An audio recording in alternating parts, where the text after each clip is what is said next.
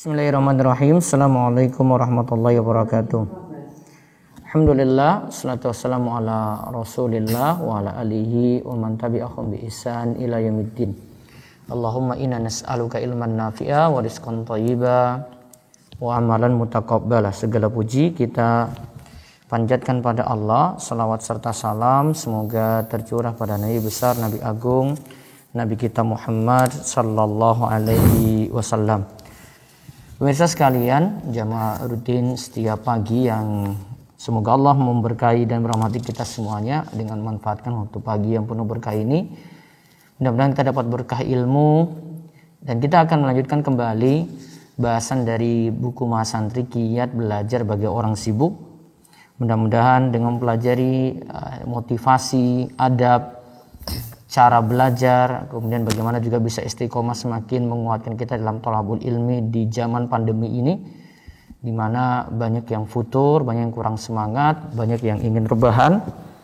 Mudah-mudahan dengan mempelajari ini semakin termotivasi dan Allah memberkahi ilmu pada kita semuanya. Baik yang belum memiliki buku Mahasantri, nanti bisa memesan di marketplace Rumi Store atau di reseller dan agen kami, yang bisa dicek di website ruwaifi.store atau bisa juga lewat WhatsApp langsung di 0852 00 171 222. Nah, sekarang kita lihat masih seputar adab. Kemarin kita sudah lihat bagaimanakah pentingnya mempelajari adab, sebagaimana kata Yusuf bin Al-Husain, bil adabi tafhamul ilmah. Bil adabi tafhamul ilmah. Dengan menjaga adab maka engkau akan mudah memahami ilmu. Dengan menjaga adab maka engkau mudah memahami ilmu. Kata Syekh Shalih Al-Utsaimin, dengan memperhatikan adab maka ilmu makin mudah diraih. Sedangkan kurang sedikit perhatian pada adab membuat ilmu itu akan disia-siakan. Baik, kita akan lihat beberapa adab terkait guru. Di halaman 71 kita lihat nanti beberapa poin di sini. Yang pertama didahului dengan pentingnya belajar lewat guru. Pentingnya belajar dengan guru, tidak cukup dengan membaca buku saja. Ya, tapi kita dengan guru gitu. Coba kita lihat di halaman 71. Beberapa adab terkait guru. 1. Pelajarilah ilmu dari guru. Jangan otodidak dengan membaca buku sendiri. Nah, jangan cuma membaca buku saja. Ada kerugian dan ada kekurangan dari belajar hanya dengan buku. Nanti kita akan lihat di sini. Sedangkan belajar dengan guru akan lebih singkat dan kita akan lebih cepat untuk raih ilmu. Lihat keterangan di bawahnya, Asalnya, ilmu agama diperoleh dengan talaki, langsung dengan guru atau bertatap muka langsung. Meraih ilmu tersebut bisa dari seorang guru, lebih baik lagi jika dari berbagai guru yang memang terpercaya ilmunya, sehingga tidak kaku dalam satu pendapat saja. Nah, di sini ada dua hal ya. Yang pertama, pentingnya bertatap muka langsung dengan guru. Kita bisa belajar adab, kita bisa bertanya langsung, ya, kita bisa tahu keseharian gitu. Jadi pentingnya bertatap muka langsung. Namun kalau di masa pandemi seperti ini kita terkendala, maka hanya bisa lewat Zoom. Lewat Zoom juga ya kita harus kondisikan sebagaimana kita bertatap muka secara langsung. Ya. Mungkin agak sedikit terganggu kalau video dinyalakan, ya sudah. Video tidak dinyalakan di Zoom, kemudian tetap nyimak. Kalau bisa duduk di kursi, ada meja di situ. Layaknya kita lagi belajar gitu. Baiknya tidak rebahan di tempat tidur gitu, muter di tempat tidur, tidak.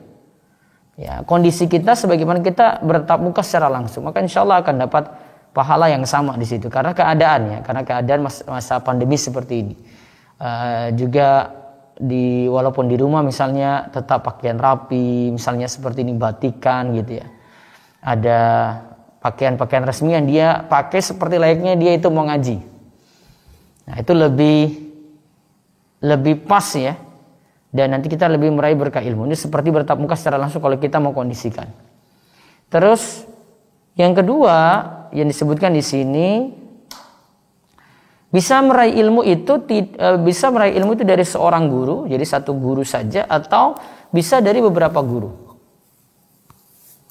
Lebih bagus dia belajar ada satu ilmu, dia fokus pada satu guru, kemudian ilmu-ilmu yang lainnya dia gali lagi dari guru-guru yang lainnya.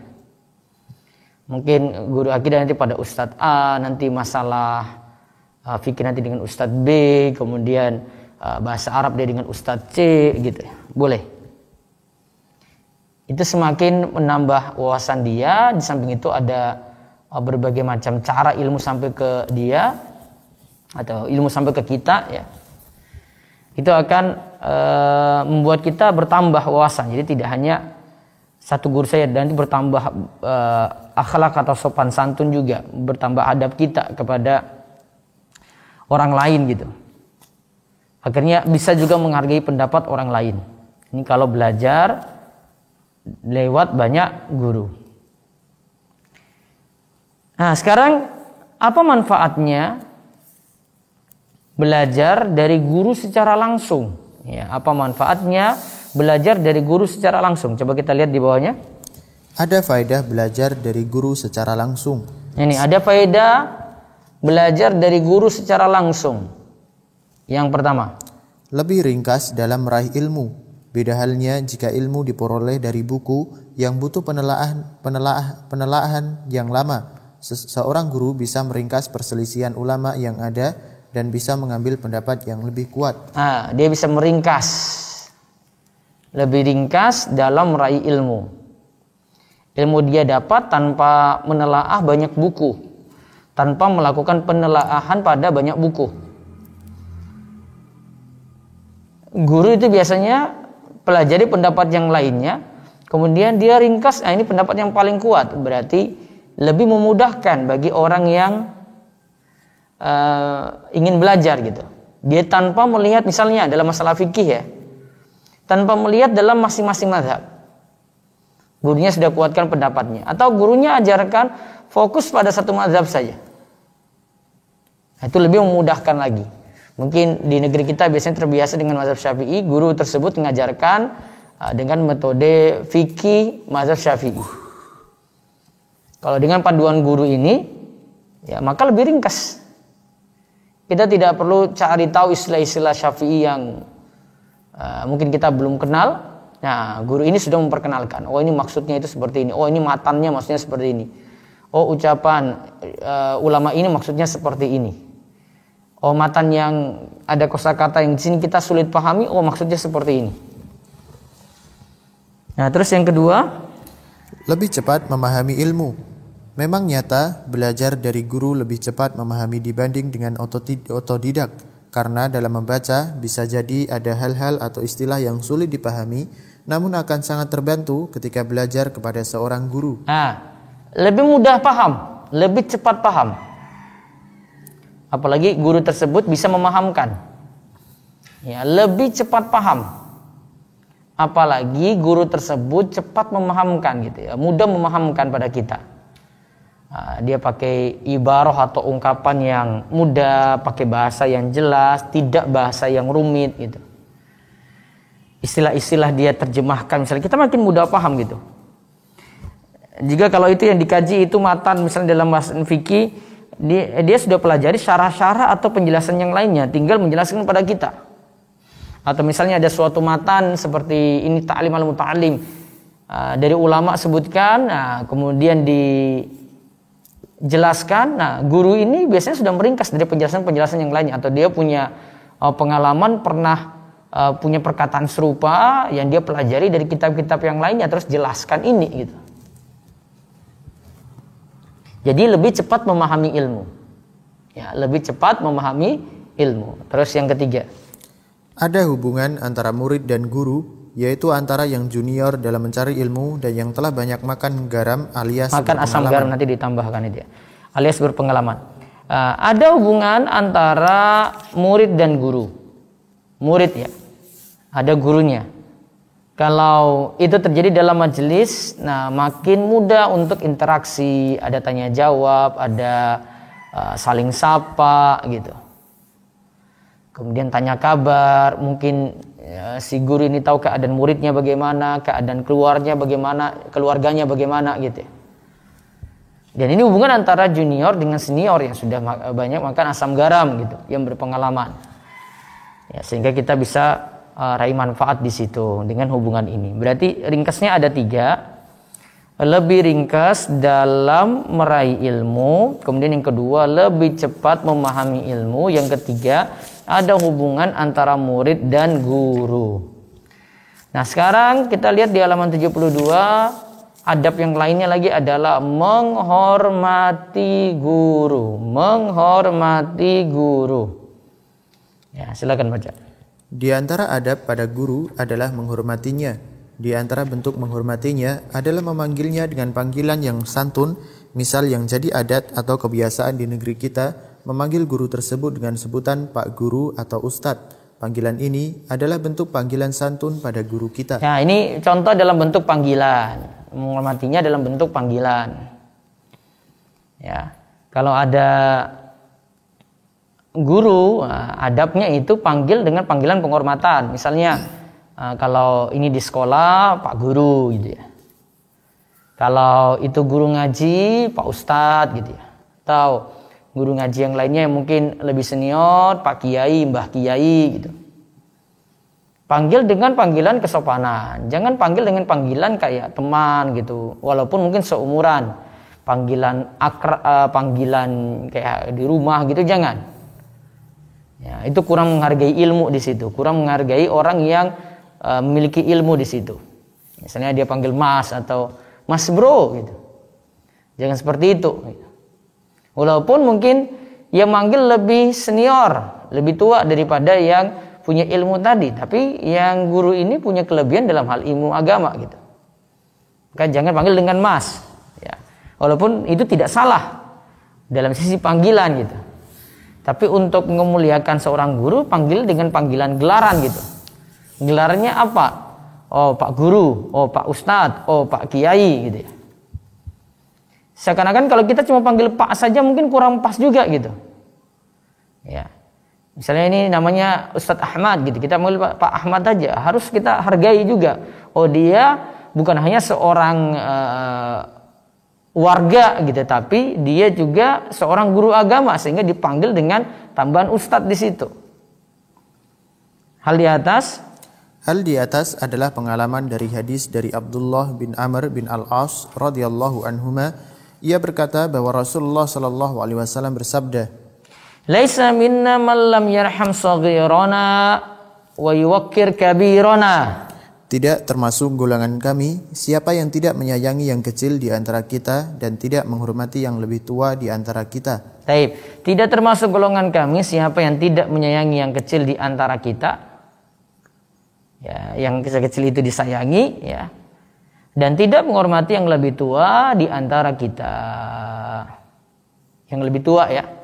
Ya, itu harus dihormati. Maka yang kecil disayangi, yang lebih tua itu dihormati. Juga ini sebagai penerapan dari ayat Al-Quran. La taj'alu du'a ar-rasuli bainakum ka du'a'i ba'dikum ba'dha. Janganlah kamu jadikan panggilan Rasul di antara kamu seperti panggilan sebagian kamu kepada sebagian yang lain. Ya, janganlah kamu jadikan panggilan Rasul di antara kamu seperti panggilan sebagian kamu kepada sebagian yang lain. Ya. Penerapannya itu kalau ada orang yang punya kemuliaan ilmu, jangan panggil seperti orang lain juga gitu. Jangan panggil cuma nama juga, misalnya tadi Ahmad ya, Ahmad gitu, jangan, nggak menghormati di situ. Nah, di sini ada keterangan tentang ayat ini yaitu surat An-Nur ayat 63 dari Syekh Bakar Abu Zaid. Ia berkata dalam Hilyah Thalabul Ilmi, ya ini salah satu kitab tentang adab juga ya. Hilyah Thalabul Ilmi ini kitab tentang adab juga. Saya punya, kalau mungkin sudah di ini ya. Waktu itu sudah ada daurahnya, ada di YouTube. Coba cek, mungkin sudah ada editannya juga karena biasanya kalau ada video live terus ada video live daurah, terus ada editannya. Editannya ini supaya videonya jadi lebih bagus gitu. Bisa cek di channel Romeso TV. Nah, inilah yang ditunjukkan oleh Allah kepada yang mengajarkan kebaikan pada manusia, itu Nabi Shallallahu Alaihi Wasallam. Jadi diterapkan juga kepada orang yang mengajarkan ilmu, dipanggil, ya, bukan dengan panggilan seperti teman, ya, bukan panggilan seperti yang ada di umumnya kalau kita ketemu di warga gitu, bukan, ya, panggil Mas, panggil Pak gitu. Iya, itu bagus, ya Mas, Pak. Tapi kalau ada yang punya kemuliaan ilmu, dia dihormati dengan ilmunya, maka panggil dengan panggilan gelaran lagi gitu. Imam Nawawi rahimahullah menerangkan, disunahkan bagi anak, murid atau seorang pemuda ketika menyebut ayahnya, guru dan tuannya agar tidak dengan menyebut nama saja. Nah, jangan menyebut nama saja gitu. Ya. Nah, Imam Nawawi tadi katakan, kita ulang, Imam Nawawi disunahkan bagi anak, murid, ya, ada anak berarti panggil yang lebih tua kan, orang tua. Murid berarti panggil guru. Atau ada seorang pemuda menyebut, ya, menyebut ayahnya, ya, ayahnya berarti anak panggil ayahnya, nggak boleh panggil nama. Murid panggil gurunya, nggak boleh panggil nama gitu. Ini cuma sebut nama ya maksudnya, ya. Ahmad gitu, jangan gitu. Terus ada pemuda dengan tuannya, misalnya dia punya majikan gitu, ya. Jangan cuma manggil dengan nama saja, nggak sopan itu. Nah, ini namanya diajarkan kesopanan. Nah, kita menyesuaikan gitu nanti di masing-masing tempat panggilan kesopanan untuk orang tua bagaimana, untuk guru bagaimana, untuk ustadz bagaimana, untuk kiai seperti apa. Tiap-tiap daerah punya panggilan kesopanan sendiri gitu, ya. Tinggal menyesuaikan.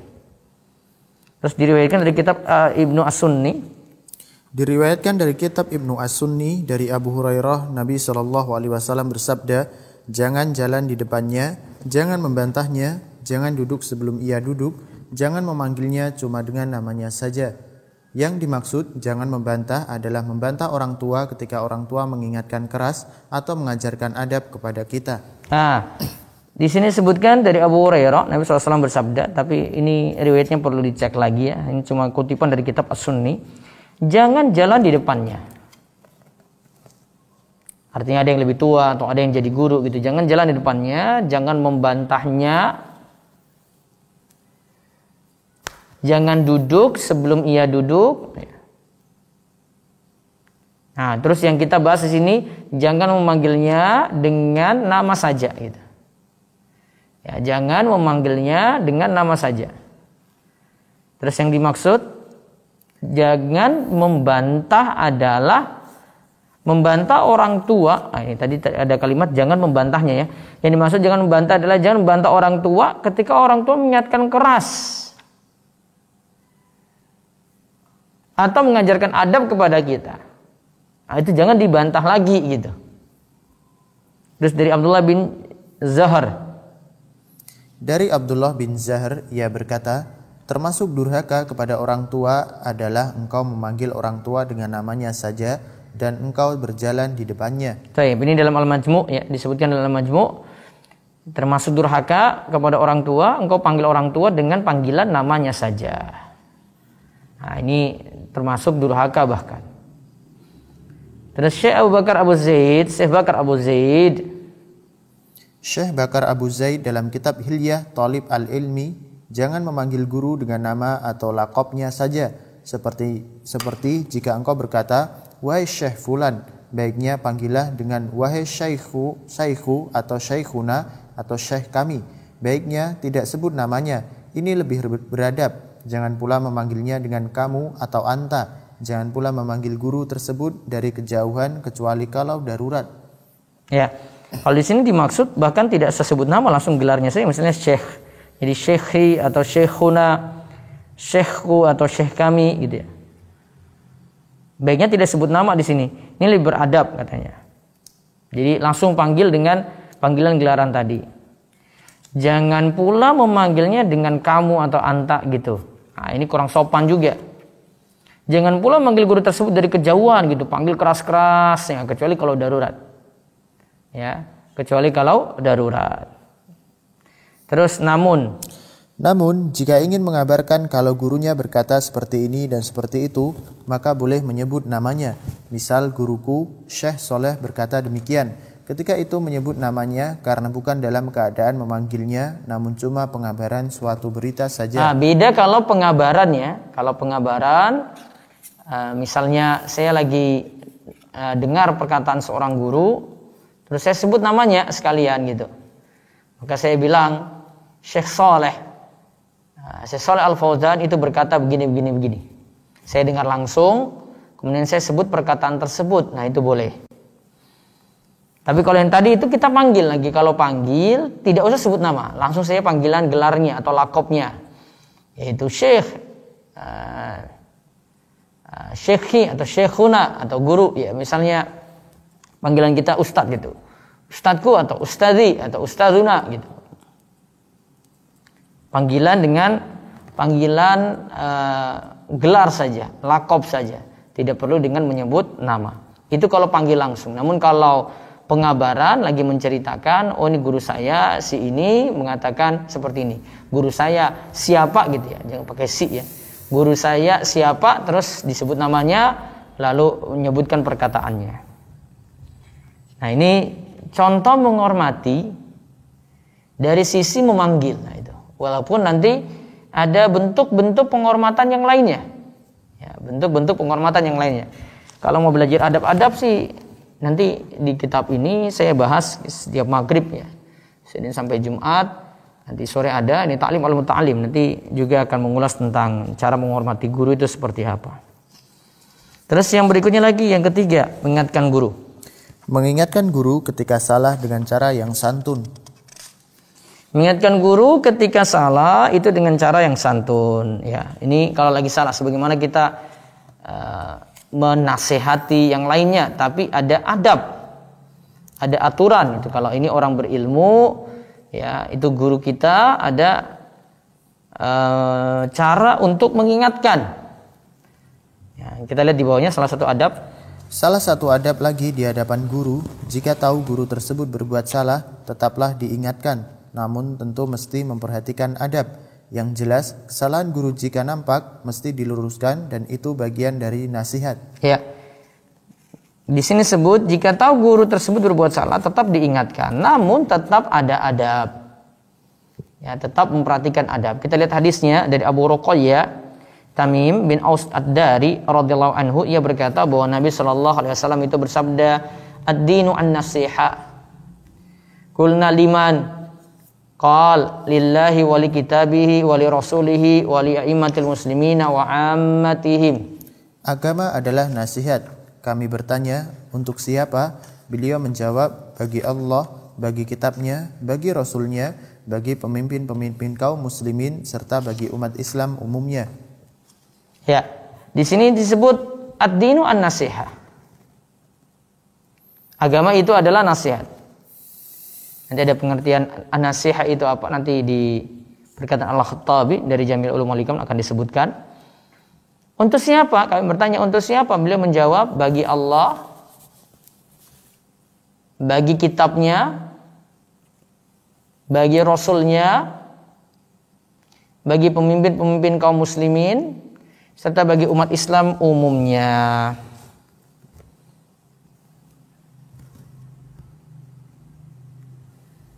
Ya, terus dilihat lagi tadi ada Saudara Muslim Al-Hasan Al-Basri berkata, "Inna habba ibadallah ilallah alladzina yuhibbunallah ila ibadihi wa yuhibbuna ibadallah ilallah wa yas'auna fil ardi bin nasiha." Sesungguhnya hamba yang dicintai di sisi Allah adalah yang mencintai Allah lewat hambanya dan mencintai hamba Allah karena Allah. Di muka bumi, ia pun memberi nasihat pada orang lain. Nah, sesungguhnya hamba yang dicintai di sisi Allah, hamba yang dicintai di sisi Allah adalah yang mencintai Allah lewat hambanya. Sesungguhnya hamba yang dicintai di sisi Allah adalah yang mencintai hamba lewat hambanya. Yang mencintai Allah lewat hambanya. Sesungguhnya hamba mencintai Allah adalah yang mencintai Allah lewat hambanya. Dan mencintai hamba Allah karena Allah. Jadi cintanya juga karena Allah. Di muka bumi ia pun beri nasihat pada orang lain. Jadi kita memang disuruh untuk memberi nasihat pada orang lain. Ini kata Al-Hasan Al-Basri. Terus nasihat ini adalah tanda cinta pada saudara kita. Sebagaimana hadis dari Anas radhiyallahu anhu, ia berkata, la yu'minu ahadukum hatta yuhibba li akhihi ma yuhibbu li nafsihi. Tidaklah sempurna iman seorang di antara kalian sampai ia mencintai saudaranya sebagaimana ia mencintai dirinya sendiri. Tidaklah sempurna iman seorang di antara kalian sampai ia mencintai saudaranya seperti ia mencintai dirinya sendiri. Terus hadis ini muttafaqun alaih, diriwayatkan oleh Bukhari dan Muslim. Terus dalam menasihati itu baiknya dilakukan secara diam-diam kecuali ada maslahat dengan terang-terangan, karena asal nasihat adalah ingin yang lain menjadi baik, bukan ingin menjelek-jelekan. Ya, Al-Khattabi berkata gini ya. Jadi nasihat itu ingin orang lain jadi baik, bukan ingin menjatuhkan dia, bukan ingin menjelek-jelekan dia, bukan. Sehingga ketika memberi nasihat tentu dengan adab, dengan cara yang tepat gitu. Kalau memang ini tidak pantas untuk depan umum, ya sampaikan nanti lewat inbox, lewat DM, atau ketika ketemu, atau lewat WA gitu. Disebutkan an-nasihatu kalimatun yu'abbaru biha an jumlatin hiya iradatul khairi lil mansuhi lahu.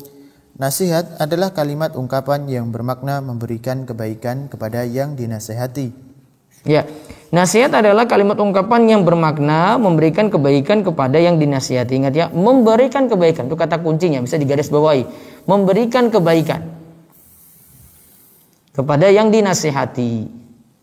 Terus Al-Fudail bin Iyad itu berkata, al-mu'minu yasturu wa yansahu wal fajiru yahtaku wa yu'ayyiru. Baca lagi. Seorang mukmin itu biasa menutupi aib saudaranya dan menasehatinya, sedangkan orang fajir atau pelaku dosa biasa membuka aib dan menjelek-jelekan saudaranya. Nah, seorang mukmin itu biasa menutupi aib saudaranya. Ada aib ditutupi dan menasehatinya. Sedangkan orang fajir, ahli maksiat, biasa buka-buka aib. Ya, biasa buka-buka aib dan menjelek-jelekan saudaranya.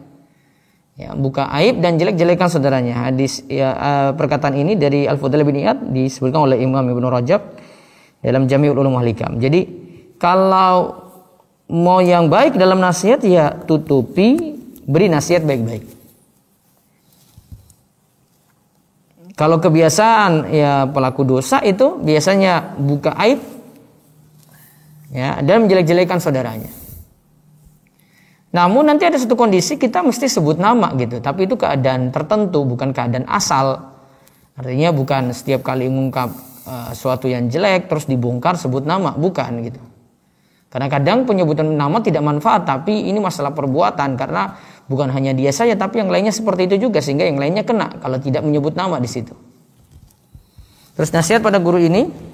Nasihat pada guru ini tetap ada karena tidak ada manusia yang sempurna dan tidak disyaratkan yang menasihati pula harus bersih dari dosa. Ibnu Rajab Al-Hambali rahimahullah pernah menyampaikan. Nah, di sini catatannya, yang memberi nasihat itu tidak disyaratkan harus bersih dari dosa.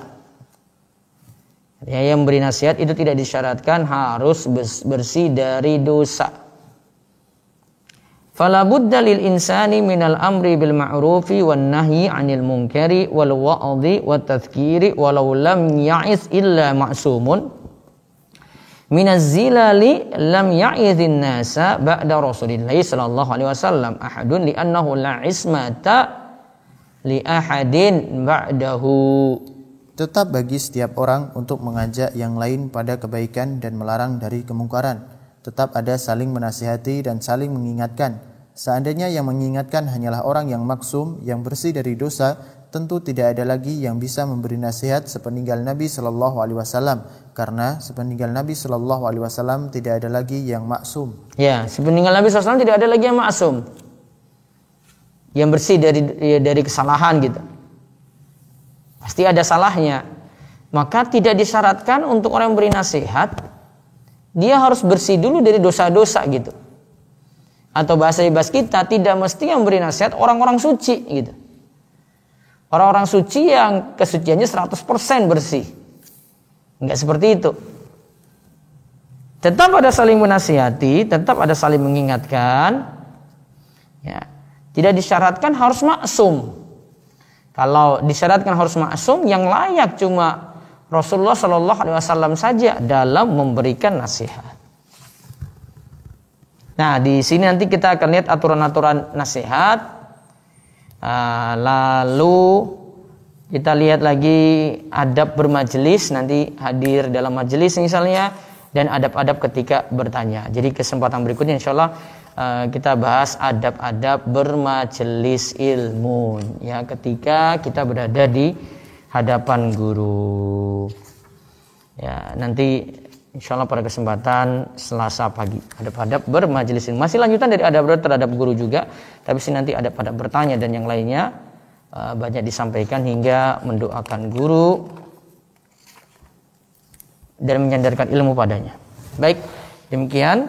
Insya Allah nanti kalau kesempatan berikut saya usahakan 5:30 sampai jam 6:15. Nanti karena jam 6:30 nanti mulai pekan depan ya. Kita akan mulai bahas Muyassar dan Al-Kafi. Kita menggunakan web kalau ikut kelas saya untuk angkatan ketiga ini, ya, sudah di angkatan ketiga ya, nanti ada via website. Sudah ada penjelasannya di Telegram kelas bahasa Arab Rumah Iso, ya, kabar angkatan ketiga. Silahkan ikuti penjelasan di web, di channel Telegram tersebut. Ada list daftar peserta sudah ada, sudah masuk ke kami sekitar 3.700-an. Kemudian ada nomor induk diberikan. Nanti masuk ke website dengan nomor tersebut, masuk dulu sesuai dengan jadwal. Nah, keterangannya saya akan keterangkan sebentar sore jam 4:30 sampai jam 5 untuk prosedur pelaksanaan ini. Jadi nanti pelaksanaannya ada rekaman, didengarkan dulu, baru nanti ada kajian live diikuti. Terus seperti itu 1 pekan nanti ada 5 kali pertemuan dengan audio 10 menit, paling rata-rata 10 menit. Kalau untuk live nanti saya akan bantu untuk memahamkan langsung dan nanti bisa bertanya. Kemudian setelah itu nanti di akhir pekan ada ujian via website juga sudah tersedia dan sudah sangat membantu sekali. Jadi modalnya cuma mudah. Kalau Anda belum pernah belajar bahasa Arab, modalnya cuma 1.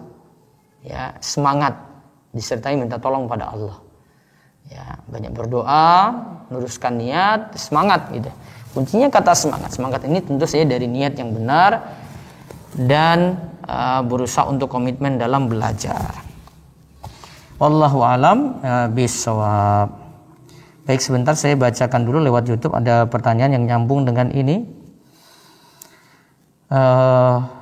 Guru meyakini pendapatnya, ini dari Hani Afriliantama. Guru meyakini pendapatnya, tapi tidak menjabarkan pendapat ulama lain. Apa seperti itu boleh diambil ilmunya Ustadz?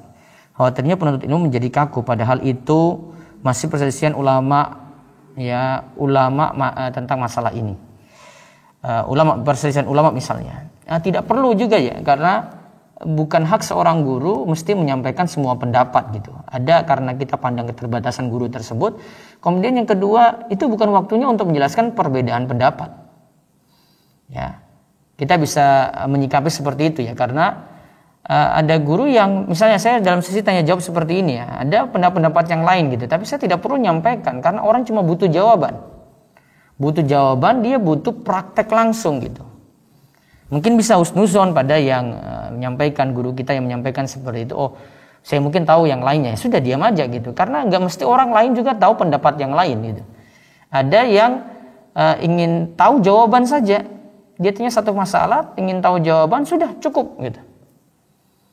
Tidak perlu dijabarkan, karena ada orang kalau dijabarkan pun dia jadi bingung. Jadi tergantung keadaannya. Bukan berarti tidak menyebut pendapat yang lain, guru itu salah, tidak juga. Gitu, tergantung keadaan. Bila ada yang memanggil temannya dengan sebutan ustadz, padahal dia bukan ustadz, seperti yang termasuk dalam surat An-Nur ayat 63 tadi ya, menjadikan julukan ustadz menjadi sama levelnya dengan awam gitu. Tidak, ini nanti pada kita hormati orang yang kita sudah akui ilmunya ya. Kalau memang itu cuma taraf penuntut ilmu ya nggak seperti itu gitu. Jangan salah tempat, salah penempatan gitu. Ya, biasa kita mungkin dengan teman, kadang cuma guyon saja ya. Kalau guyon-guyon saja ya silahkan gitu ya. Tapi kalau beneran ya tidak seperti itu. Bila ada yang di sini lagi di bawahnya, Ustadz, kajian online seperti ini disambi aktivitas seperti istri mendengarkan kajian Ustadz disambi masak, apakah termasuk kurang adab kepada guru? Kalau punya kemampuan untuk dengar langsung, baiknya dengar langsung gitu. Kalau saran saya seperti itu ya. Tapi kalau memang ada kesibukan, karena saya yakin ibu-ibu di rumah punya kesibukan yang lain, ya monggo silakan, masih lebih mending gitu. Kita pakai kaidah kalau tidak bisa ngambil seluruhnya, ya jangan tinggalkan sebagian gitu. Masa sebagiannya tidak diambil sih? Itu ada kesempatan kan daripada tidak sama sekali. Mungkin dia bisa menggunakan earphone sehingga bisa terdengar dari jauh kajian ini, ya nggak masalah gitu. Semoga Allah berikan kemudahan juga dalam belajar, karena mungkin menyempatkan waktu di sela-sela aktivitas daripada tidak sama sekali. Tapi bagi yang punya kesempatan untuk duduk diam, jangan rebahan gitu. Untuk duduk di kursi ada meja, jangan rebahan gitu. Lebih menghormati ilmu. Kalau bisa berpakaian rapi, pakaian rapi. Kalau bisa petisan gitu ya. Walaupun kamera Zoom tidak dibuka gitu. Itu lebih menghormati ilmu. Terus ada yang nanya lagi di sini, menyikapi siswa yang kurang adab dan ngomongnya kurang sopan padahal sudah dinasihati dan tetap bersabar. Ya tetap berusaha untuk perbaiki terus. Sikap guru memang harus banyak-banyak sabar menghadapi murid-murid seperti itu. Terus dia nasihati, berikan teladan juga, mudah-mudahan Allah beri hidayah pada murid semacam itu.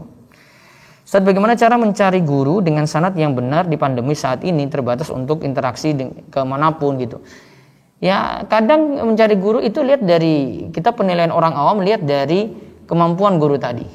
Ya, kita bisa menilai, oh ini kemampuan pembawaannya bagaimana ya, penyampaiannya enak atau tidak ya, dalil-dalilnya jelas atau tidak gitu. Kalau cuma pembahasan logika, cuma berdasarkan pendapat dia sendiri gitu, ngaur berpendapat atau menyelisih yang kita sebenarnya sudah tahu sejak dulu gitu ya, nggak usah didengar gitu, nggak usah didengar gitu. Kemudian ada juga dengan rekomendasi bisa lihat Ustadz ini pernah bareng Ustadz siapa ya ngisinya ya, Ustadz ini pernah direkomendasikan Ustadz siapa ya. Nah, kita bisa dapati seperti itu jamaah. Ya, kita bisa dapati dari rekomendasi guru yang lain. Makanya kemarin kita sudah bahas ya, sebelum kita pelajari adab guru, ya nanti lihat di rekaman di hari Jumat.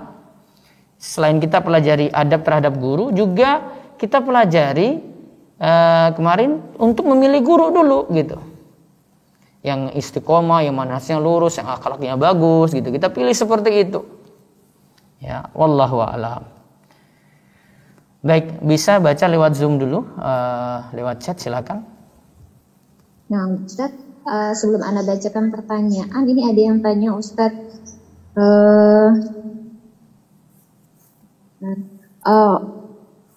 Afwan Ustadz, ini menggunakan buku apa ya? Sepertinya ada bukunya. Ada buku Mas Santri nanti ya, yang mungkin baru mengikuti, ini buku Mas Santri.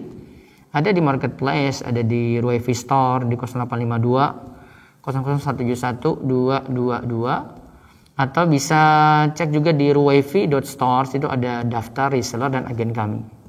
Ini buku ini yang kami pakai. Ya, bisa jadi rujukan, ini tulisan kami dan sahabat kami Dr. Hakim. Baik, berikutnya lagi silakan. Bismillah. Assalamualaikum Ustadz. Waalaikumsalam warahmatullahi wabarakatuh. Izin bertanya, Ustadz, kadang ketika sholat pada saat membaca bacaan kepala ikut gerak, apakah membatalkan sholat Ustadz? Jazakallah khair.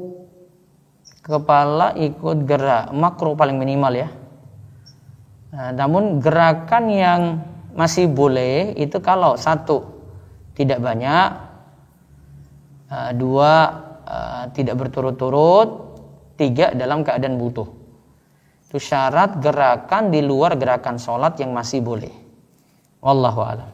Baik, bisa langsung yang raise hand, ini banyak yang nanya, silakan. Baik Ustaz, silakan Ibu Airin. Assalamualaikum Pak Ustaz. Waalaikumsalam warahmatullahi wabarakatuh. Boleh saya tanya tentang talak, Pak Ustadz? Iya, silakan. Iya, jadi suami saya sudah mentalak saya di bulan Januari, itu talak 1, jelas, saya talak kamu. Yang kedua, beliau kasih kata-kata di depan anak-anak ketika kami marah, itu di bulan Maret, Papa akan pisah sama Mama, gitu. Terus yang ketiga, di bulan Mei kemarin, ketika marah besar, beliau ngomong, udah saya nggak bisa nerima kamu lagi, ayo saya antar kamu pulang. Itu pagi Pak Ustadz. Ketika diantar pulang sore harinya, beliau bilang juga lagi dengan ibu saya, karena bapak sudah meninggal kan. Beliau bilang, Bu, saya balikan anak ibu, saya sudah nggak bisa lagi hidup dengan dia. Seperti itu Pak Ustadz. Jadi saya berada di talak berapa ya Pak Ustadz? Agak bingung juga. Sudah diurus di pengadilan apa belum, Bu? Jadi sebenarnya diurus pengadilan, Rabu kemarin sudah sidang pertama, tapi cuma verifikasi data aja. Ini Rabu besok ini saya sidang kedua, gitu. Sudah mau menghadirkan saksi, tapi dia dalam gimana ya Pak Ustadz sebenarnya ya. Kalau dari sisi lafaznya, lafaz tegasnya baru 1, Bu, itu. Lafaz tegasnya baru 1. Oh, jadi yang pertama aja. Iya. Kalau lafaz yang kedua, ketiga tidak tegas. Oh, tidak tegas. Satu lagi Pak Ustadz, boleh ya Pak Ustadz? Iya. Ini kan suami saya suka jajan Pak Ustadz, bermain wanita. Saya sudah agak lama sih Pak Ustadz, cuman saya bertahan karena anak-anak, dan karena anak-anak nggak pengen kami pisah gitu. Terus tapi zohirnya sebenarnya suami saya baik gitu, suka ngaji, suka tahajud sebenarnya Pak Ustadz, cuman memang mungkin godaan dunia ya Pak Ustadz. Nah pada akhirnya saya mengajukan, ya udah saya akhirnya bertahan apapun yang terjadi. Saya bertahan dengan syarat semua properti yang ada, rumah, tanah, itu buat saya gitu. Terus kita rujuk, dan setengah dari gaji yang dia punya itu buat saya juga. Maksudnya tuh biar dia tuh tidak terlalu foya-foya dengan perempuan lain, tapi saya ngerasa saya aman gitu, dan anak-anak juga tidak tertelantarkan gitu. Menurut Pak Ustadz, apakah saya harus udah pisah aja di Rabu besok di pengadilan, atau saya tetap mempertahankan dengan ya situasi yang ada gitu? Lihat aja keputusan pengadilan besok. Nanti keputusan pengadilan di Rabu besok aja. Oh, lihat di pengadilan besok aja Pak Ustadz ya? Iya. Tergantung dari Pak Hakimnya memutuskan. Kalau memang, oh gitu. Iya ini Pak Ustadz. Tapi sebenarnya dia sudah menyetujui syarat-syarat saya. Kalau ini kan baru proposal Pak Ustadz. Entah dia menyetujui atau enggak. Tapi ternyata dia menyetujui. Jadi tergantung saya. Kalau saya menyetujui seperti itu, berarti saya cabut gugatan. Tapi kalau misalkan saya tidak menyetujui, ya saya meneruskan pengadilan gitu. Nanti coba Ibu istikharah lagi, mana yang lebih baik. Wallahu a'lam. Oh gitu Pak Ustadz. Tapi tetap diteruskan pengadilan ya Pak Ustadz? Apa? Tapi maksudnya mudorotnya lebih banyak kemana? Kalau gitu, saya tetap lebih sarankan dimanapun itu, pokoknya masalah apapun, tetap saya itu wasulhu khair. Damai itu lebih baik gitu. Kita kalau bisa damaikan lebih baik gitu. Itu selalu saran saya. Tapi tergantung yang lebih merasakan ya pasangan gitu, bukan kita gitu. Oh, walaupun dia sering main gitu. Kalau masih bisa berubah, ya tergantung hidayah dari Allah. Oh gitu. Iya, karena dia masih seperti itu sampai detik Iya, ini pokoknya pun saya seperti itu, Bu. Kalau ada yang nanya, tetap iya, saya iya. jawabannya wasulhu khair. Usul khair. Iya, iya. Damai Terima itu kasih lebih Pak baik. Ustaz. Ya, jazakillah khair. Oh ya, Kum. Ustaz. Baik, berikutnya lagi yang lewat resen, monggo. Silakan Ibu Dia Hanifah. Bismillah, assalamualaikum Ustadz. Ya. Semoga Ustadz dan kita semua senantiasa dilindungi Allah. Saya izin bertanya Ustadz, bagaimana agar bersemangat kuliah atau saat mengerjakan skripsi ya Ustadz? Sedangkan belajar agama lebih semangat daripada itu. Terkadang kehilangan motivasi untuk mengerjakan tugas dan menundanya. Mohon nasihatnya Ustadz. Jazakallahu khairan. Tetapkan tujuan dulu, tujuan mau jadi apa. Kalau mau konsen di agama, ya silakan pelajari agama, kuliah prioritas kedua berarti. Kalau tujuannya nggak jelas, ya nanti jadi ngambang, satu nggak dapat, satu lagi nggak dapat gitu. Jadi tetapkan tujuan dulu. Saya mau jadi apa ya? Harus jelas. Tanpa tetapkan tujuan, ya jadi tidak ada yang diperoleh di situ. Mau jadi ustadz enggak, mau jadi ilmuwan juga tidak gitu misalnya. Kalau ingin jadi ilmuwan ya sudah. Berarti konsen di ilmu ini, ya ilmu agama penunjang. Yang penting saya tahu perkara-perkara wajib saja dulu. Tapi kalau mau konsen, saya mau konsen di agama, ya sudah. Berarti dunia cuma tambahan saja. Saya fokus ke sini gitu. Jadi tetapkan tujuan saja dulu. Saya ingin jadi apa gitu. Gitu ya. Semoga paham. Ya. Berikutnya lagi silakan. Ya. Silakan Umu RR. Umu RR. Bismillahirrahmanirrahim. Ya Mbak, makasih. Assalamualaikum Ustaz. Ya, waalaikumsalam warahmatullahi wabarakatuh. Afwan Ustaz, bertanya di luar tema boleh ya? Ya, silakan. Begini Ustaz, kemarin kan rumah saya alhamdulillah dibeli Ustaz. Cuma 5 tahun yang lalu itu memang saya niatan jual. Cuma niat jualnya itu nggak saya bikin spanduk, nggak saya woro-woro kemana-mana, cuma sesekali aja saya tawarkan orang gitu nah Ustaz. Ya itu bagaimana ya jatuh zakatnya Ustaz? Zakatnya tidak dihitung, ini nanti masukin ke tabungan ibu saja. Yang sisa di tabungan berapa, kebiasaan zakatnya kapan, nanti bayar zakatnya ketika itu saja, tidak langsung sekarang. Oh, yang kedua Ustaz, kalau yang beli itu dicicil Ustaz bagaimana? Kebetulan kan saya supaya menghindari riba yang beli maupun yang saya juga gitu, saya kasih keringanan yang beli itu dengan dicicil Ustaz, lama nyicilnya selama 5 tahun, itu bagaimana? Boleh saja. Boleh saja ya, berarti zakatnya itu nanti ada yang di tabungan saya aja ya, bukan berdasarkan jumlah keseluruhan uang yang ada yang masuk ya Ustaz ya? Maksudnya betul. Uang yang setelah lunas teman bayar itu ya Ustaz ya? Iya betul. Oh iya. Satu lagi boleh Ustaz? Iya.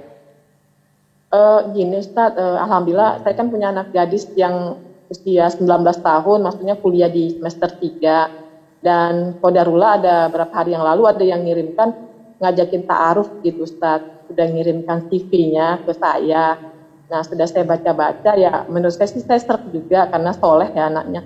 Tapi saya kembalikan ke anak saya Ustaz, tapi anak saya menolak, katanya pengen fokus kuliah dulu, boleh tak Ustaz? Ya terserah anak aja dulu Bu. Oh nggak apa-apa ya, tapi nggak apa-apa ya. Takutkan kesiapan mentalnya belum ada. Iya Ustaz, itu juga. Ya, ya Ustaz, syukur Ustaz, jazakallahu khair. Waalaikumsalam. Berikutnya lagi, silakan yang resen. Silakan Bapak Andika. Assalamualaikum Ustaz, assalamualaikum. Waalaikumsalam. Silakan Mas Andika. Afwan Ustaz, izin tanya soal pahala jariah lewat ilmu yang bermanfaat.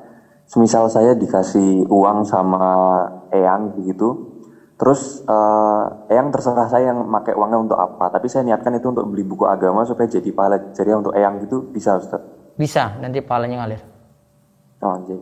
Kemudian pertanyaan yang berikutnya Ustaz, kalau ada warisan begitu, kemudian ahli warisnya sudah sepakat semua warisan ini dari mayit disedekahkan semua saja untuk wakaf supaya jadi pahala jariah begitu. Kami ahli waris sepakat semua tidak usah nerima itu boleh Ustaz? Boleh saja. Penting keridoan semua, iya. Anjir. Yang terakhir Ustaz, apakah kan berdiri itu bagian dari rukun sholat? Apakah kalau orang itu sakit, dia sebenarnya masih mampu berdiri, tapi kalau berdiri itu sangat lemah gitu, boleh sambil duduk atau tetap boleh berdiri? duduk kalau memang tidak mampu berdiri seperti itu. Oke, baik. Niku mawon Ustaz, jazakallahu khairan, barakallahu. Ya, berikutnya lagi silakan. Selanjutnya silakan Ummu Maryam. Bismillah, Assalamualaikum Ustadz. Ya, waalaikumsalam warahmatullahi wabarakatuh. Ustadz, dosen-dosen anak kan, dosen-dosen agama yang lainnya itu terkadang pendapatnya menyelisihi Al-Quran dan Sunnah Ustadz. Dan kalau ujian gitu, kita kadang pendapatnya beda dengan beliau gitu. Itu kita termasuk menyelisih beliau gitu nggak sih Ustadz? Tergantung ya. Kalau mau tidak ngejar nilai ya pakai prinsip sendiri gitu. Dan tergantung Ya, itu pelajaran kan, apa gitu. Kalau berbeda pendapat terus anak nggak ngejar nilai, jadi otomatis anjlok banget gitu Ustaz, nilainya itu bagaimana Ustaz ya? Nggak Ya semua sudah, dosen sesuaikan dengan dia saja nggak apa-apa. Tapi kita menolak dalam hati gitu ya Ustaz ya? Iya, atau sampaikan alternatif pendapat yang lainnya. Berarti kita dalam menuntut ilmu tuh ya kayak terpaksa gitu, berarti boleh ya Ustaz ya di sana Ustaz? Ya ini karena urusanmu bukan urusan saya ini. Agak berat. Nah, Ustaz. Iya. Jazakallah khairan Ustaz. Iya. Assalamualaikum. Ya, berikutnya lagi silakan. Silakan Fulana 1. Bismillahirrahmanirrahim. Assalamualaikum warahmatullahi wabarakatuh. Ya, waalaikumsalam warahmatullahi wabarakatuh. Izin bertanya Ustadz, bagaimana terkait menghilangkan was-was terkait najis gitu Ustadz. Saya tuh suka kalau ada hitam-hitam kecil-kecil seperti itu tuh suka kayak was-was gitu Ustadz. Ini tuh apa ya kayak gitu. Nah, was-was ini jadi jangan penyakit ini Bu, nggak boleh diikuti terus itu. Jadi kalau misalnya kayak kita tuh nggak tahu itu tuh apa, udah abaikan saja gitu Ustadz. Iya. Sampai yakin dulu baru itu yang jadi pegangan. Cuman kan kadang kalau kecil-kecil itu kan susah membedakan ya Ustadz ya. Ini tuh apa gitu, kayak membuat keputusan ini tuh apa gitu. Berarti diabaikan. Iya. Sampai yakin. Iya. Selama kalau misalnya kita kayak nggak tahu ya Ustadz, saya kan nggak yakin ini tuh apa, tapi ternyata itu najis, apakah itu dimaafkan Ustadz? Kalau ternyata itu najis berarti sudah yakin Bu. Kalau belum dapat keyakinan sampai situ ya berarti masih ragu-ragu gitu atau was-was.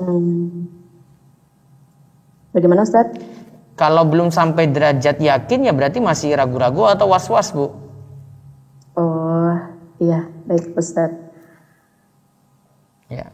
Kalau misalnya saya tuh suka lihat kayak laba-laba gitu Ustadz, sarang laba-laba kayak di kosan seperti itu. Nah cuman di bawahnya itu biasanya selalu ada titik-titik hitam yang nempel di lantai. Masih suci, zatnya suci, masih suci, nggak usah dikhawatirkan. Suci ya? Iya. Ya, jazakallah Ustadz, jazakallah khair. Assalamualaikum warahmatullahi wabarakatuh. Waalaikumsalam warahmatullahi wabarakatuh. Baik, ini terakhir. Selama ini ibu saya sudah mengabdi pada ayah dan sudah melaksanakan kewajiban, tapi ayah selalu dengan mudah bilang sedikit-sedikit tidak ridho dan mengancam ibu masuk neraka sampai ibu saya lelah. Dan karena selama ini ibu sudah melaksanakan kewajiban, tapi kalau ujung-ujungnya masuk neraka gimana? Lebih baik cerai, bisa fokus ibadah gitu. Selama ini ibu kalau ngasih masukan ke ayah tidak pernah didengar dan selalu mendengar omongan orang lain, dan saat itu minta tolong pun sangat jarang dilakukan, harus ngomong sampai berulang-ulang dan berhari-hari hingga capek dan akhirnya ibu lakukan sendiri. Nanti cari waktu untuk memberi nasihat ya, nanti bisa ditimbang-timbang, itu ada kiat-kiatnya. Coba nanti ikuti penjelasan besok lagi ya, mudah-mudahan dapat jawaban di situ. Bagaimana baiknya ibu saya harus mengambil sikap? Mungkin banyak-banyak sabar dulu ya. Mudah-mudahan Allah berikan jalan keluar. Ya tadi kata saya lebih cenderung kalau ada masalah seperti ini wasulhu khair. Damai itu tetap lebih baik. Wallahu alam, kita cukupkan. Insyaallah besok kita masih bahas tentang adab terhadap guru, yaitu ketika bermajelis. Mudah-mudahan jadi ilmu yang manfaat dan Allah memberkahi kita semua dalam ilmu dan amal. Kita cukupkan, kita tutup dengan doa kafaratul majelis. Subhanakallahumma bihamdika asyhadu an la ilaha illa anta astaghfiruka wa atubu ilaik. Assalamualaikum warahmatullahi wabarakatuh.